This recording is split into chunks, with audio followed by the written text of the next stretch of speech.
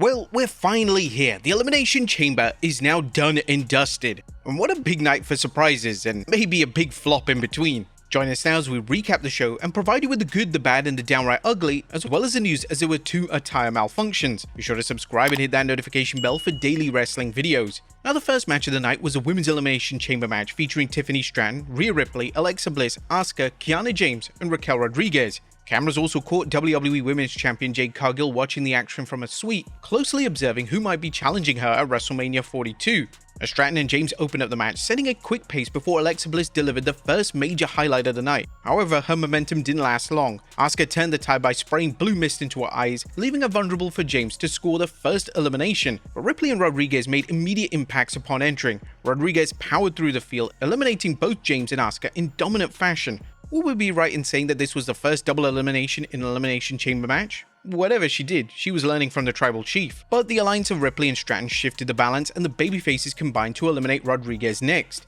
In the closing stretch, Ripley overpowered the battered Stratton, driving her face first into the pod before delivering the Riptide to seal the victory in a strong action-heavy contest. Rhea Ripley is now on the road to WrestleMania as she will face Jade Cargill at WrestleMania 42. Next up is AJ Lee vs Becky Lynch for the Women's IC Championship. This match quickly turned into a chaotic battle filled with controversy. Lee did control the early exchanges, out-wrestling Lynch and forcing the champion on the defensive, but frustration began to show as Lynch struggled to keep the challenger grounded. The momentum then shifted when the champion removed a turnbuckle pad and referee Jessica Carr accidentally collided with the exposed steel. That wasn't enough to knock her out, but then she later absorbed a kick from Lynch, leaving the official down and the match without any control. With Carr incapacitated, Lee locked in the Black Widow submission and Lynch actually tapped out, but the referee couldn't see it. After Lee broke the hold, Lynch attempted to capitalize by introducing a steel chair, but even that wasn't enough to put her away.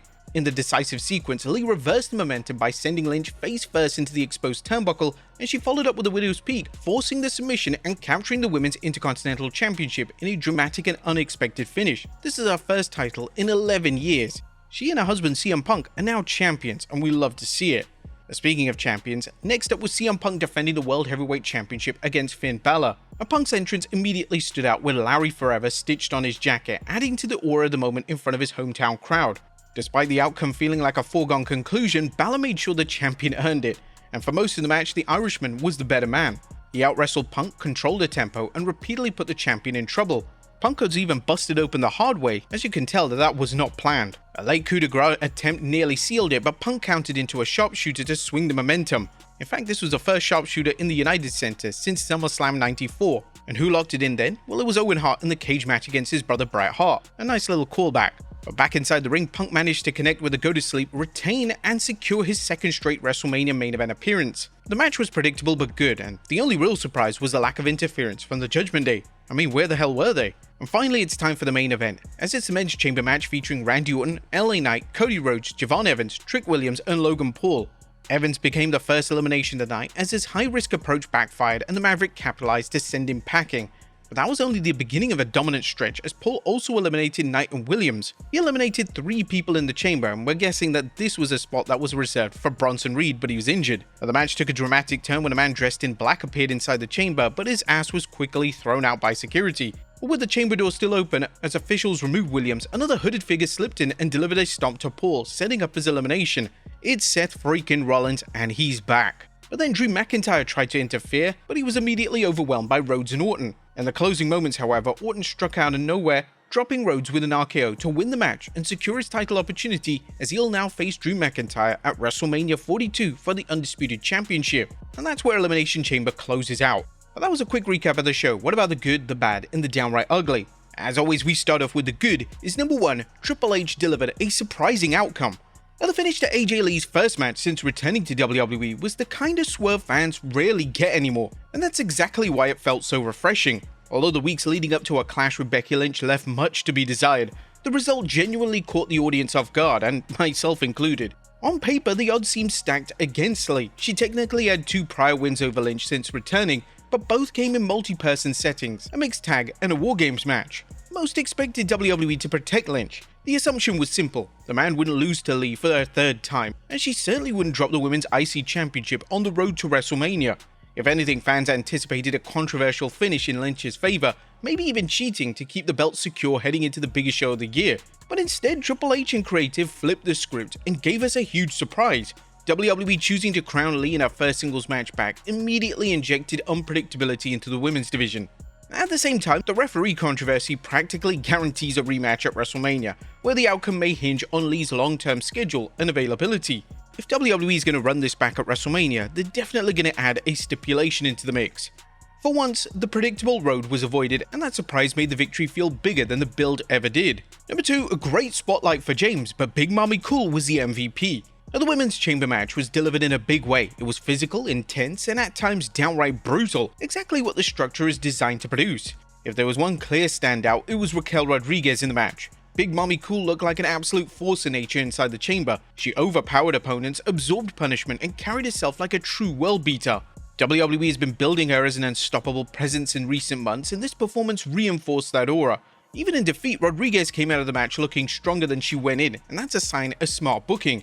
Another bright spot was Kiana James. Getting meaningful offense and spotlight moments against former world champions is no small opportunity. However, she held her own, worked smoothly in key exchanges, and didn't look out of place amongst established names. More importantly, her inclusion and presentation signals WWE's growing belief in her potential. The chamber environment can expose weaknesses, but instead it actually highlighted her upside. Overall, while the match had its brutal moments, it succeeded in elevating key talent and reinforcing momentum for the women's division. Number 3, Seth freaking Rollins is the masked man. During the men's chamber match, the mystery surrounding the masked man attacker finally came to an end, and thank God, as this angle has been run straight into the ground. Paul Heyman was shown visibly panicking at ringside while the crowd erupted, and they also began singing Rollins' theme as he stood out tall before disappearing back through the audience. From a presentation standpoint, it was executed well.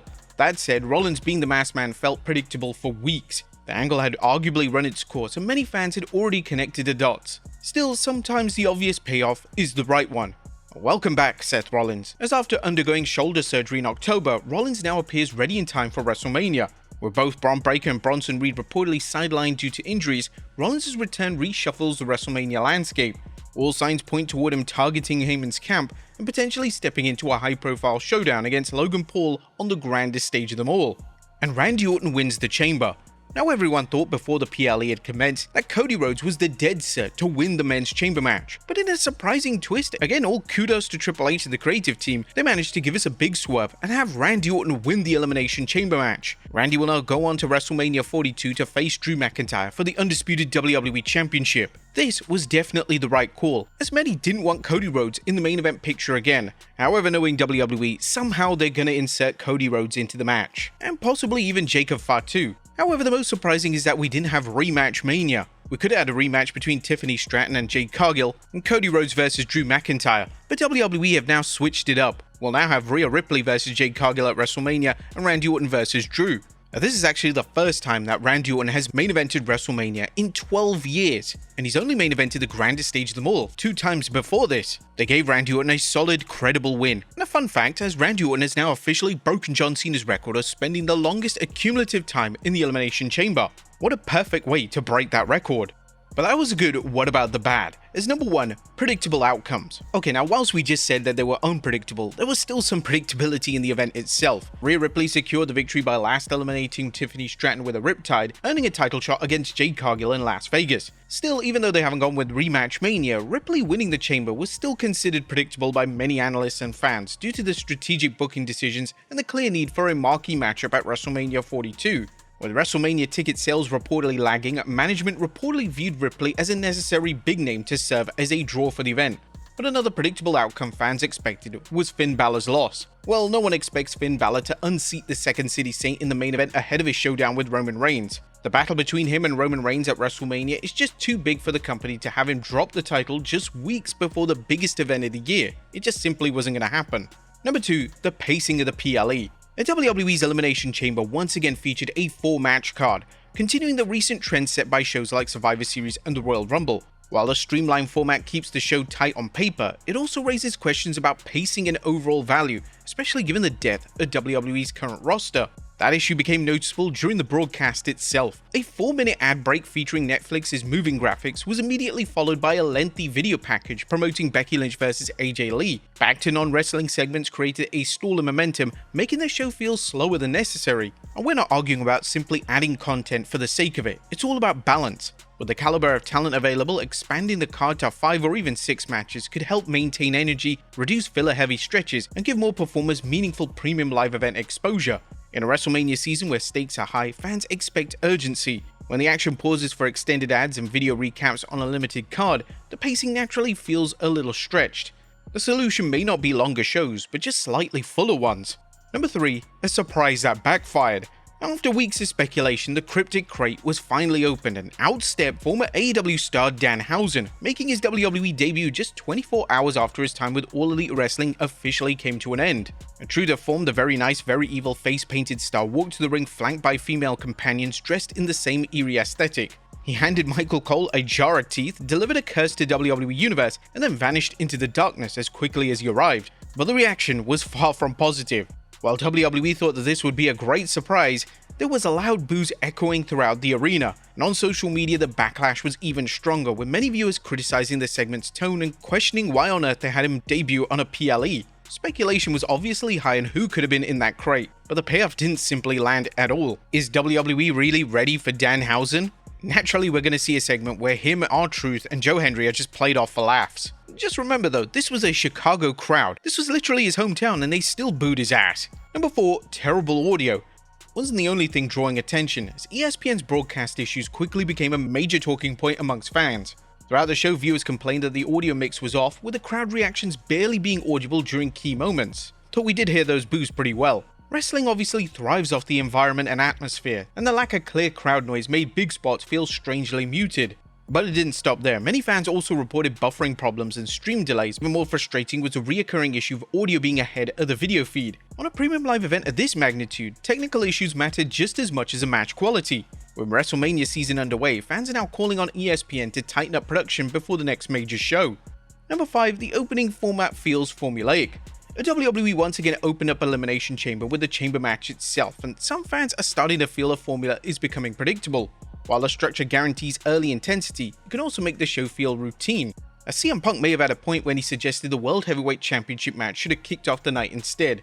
Opening up with that bout could have created a hotter, more unpredictable start, immediately raising the stakes and shifting the pacing of the entire PLE. And Punk coming out to the Bulls theme was pure aura. This would have been a great way to kick off the event. There was nothing downright ugly, as the 2026 Elimination Chamber event felt like another mixed outing for WWE, a pattern that's becoming familiar with recent premium live events. There were definitely some strong moments, meaningful storyline developments, and clear WrestleMania implications. In that sense, the positives did outweigh the negatives. The road to WrestleMania has heated up a little bit. However, while the show provided direction for the WrestleMania card, the overall build still lacks the undeniable spark. The pieces are now falling into place, but as things currently stand, it's difficult for some fans to feel fully energized about the upcoming showcase of the Immortals.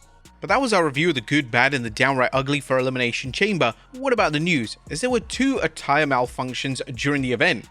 During the Women's Elimination Chamber match, there were a couple of noticeable wardrobe issues. During one of the fast-paced exchanges, Raquel Rodriguez experienced an attire malfunction during a sequence with Tiffany Stratton. What stood out was that the camera did not immediately cut to black like they usually do. In fact, WWE briefly showed Big Mommy Cool making her adjustments before shifting focus back to the action, which actually surprised many.